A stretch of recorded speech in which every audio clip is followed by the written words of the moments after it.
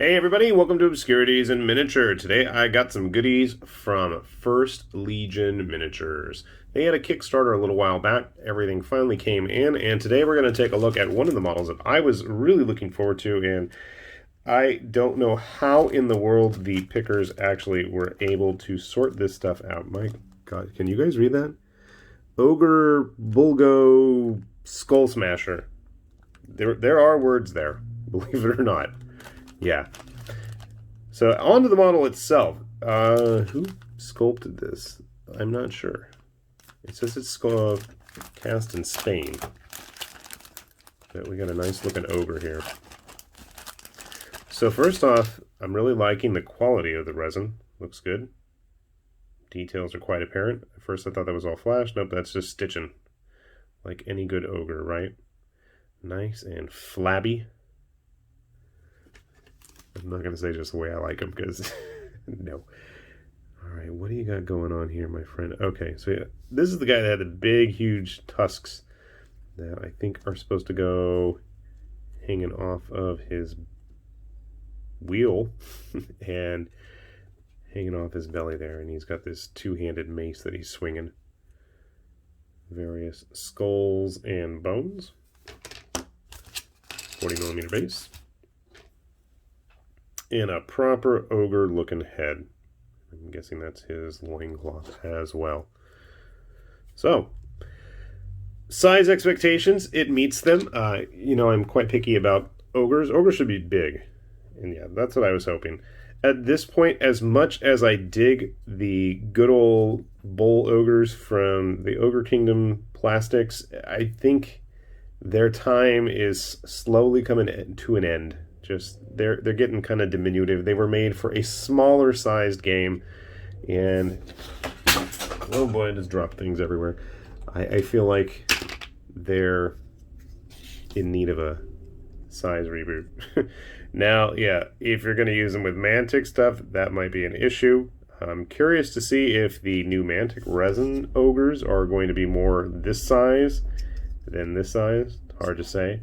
But definitely, I think it's going to be a nice looking kit when he's all put together. So give me a sec. Let's grab everything and we'll show you how he turns out. All right. We got our Bulgo Skullsmasher all put together here. Came together pretty nicely. I like how he has the little bones there to hide the connection point. Everything else went in pretty smoothly. The only disappointment I have is he is supposed to have that custom scenic part, but I mean, it's not the end of the world. I'm not gonna cry over it. It's not like I can't replace it. I mean, putting him on a 40mm base, it looks a little tight to me, but you know, I mean, it works.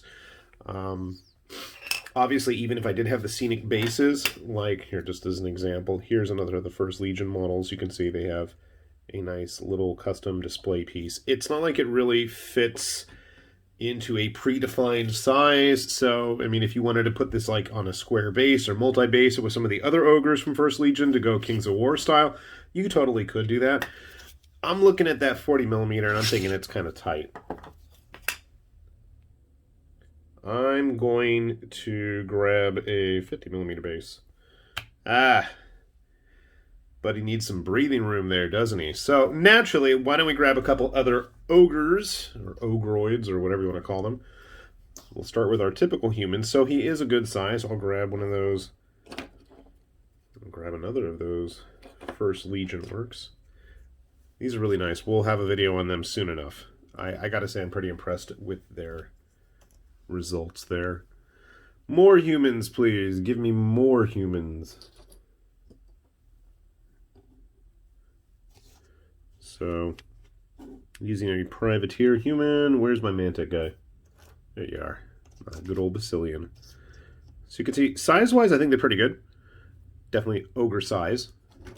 And when you start getting into smaller scales,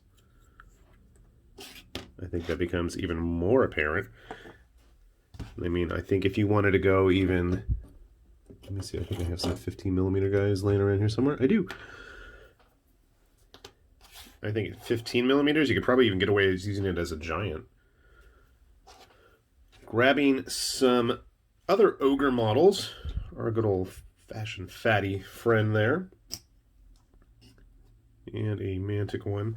The Mantic ones, I really like their look. They're much more bestial, but they are a little bit on the smaller side of things.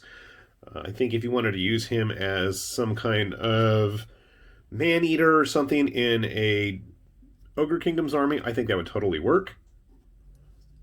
If you wanted to paint him up as a green skin, by all means, I think that would work too. Grabbing some of my larger ogres.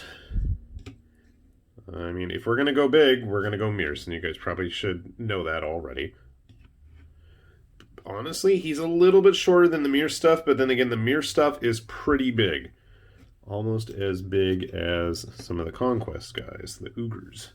So I think he's in good company, especially if he's going to be on a larger base. But honestly, it's a pretty nice model.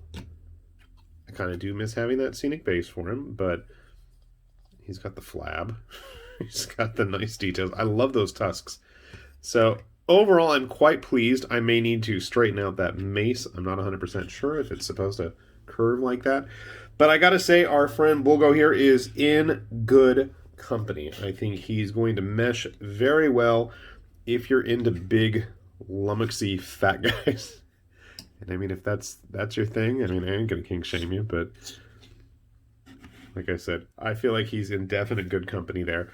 And hopefully we'll be seeing more of these types of models from First Legion. I think they had a very strong showing for their first foray into fantasy 28mm, for lack of a better scale definition, models. And hopefully, like I said, we'll be seeing more from them in the future. I will put a link down below for you guys, and you are more than welcome to check that out. With that said, this has been High Lord Tamberlane with Obscurities and Miniatures, saying thanks for watching, and we'll see you back here soon. Bye-bye.